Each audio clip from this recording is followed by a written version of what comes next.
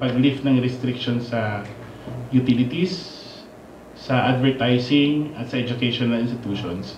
Kasi kung sa totoo lang, meron pang land ownership, meron pang ibang mga restrictions na mananatili, pero nagkaroon tayo ng kumbaga meeting of minds in that aspect.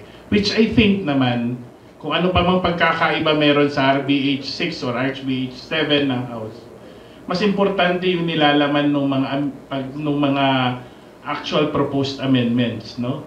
Kaysa dun sa mga whereas clauses.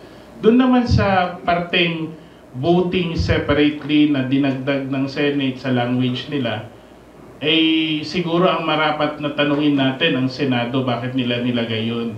Kasi sa where the House stands is we have to follow the Constitution.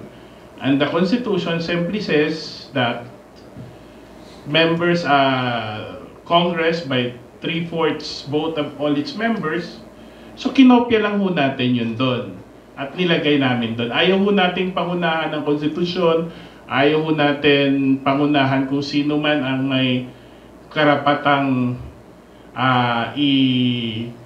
i-interpret ang nasa saligang batas. Kasi ang trabaho ho natin dito mag-propose po ng mga amendments.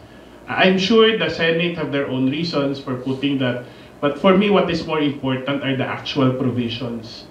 Siguro itong mga voting separately, kasi sa totoo, in practice, may proceedings kami dito, may proceedings sila doon. There's no question that the proceedings are already separate, diba?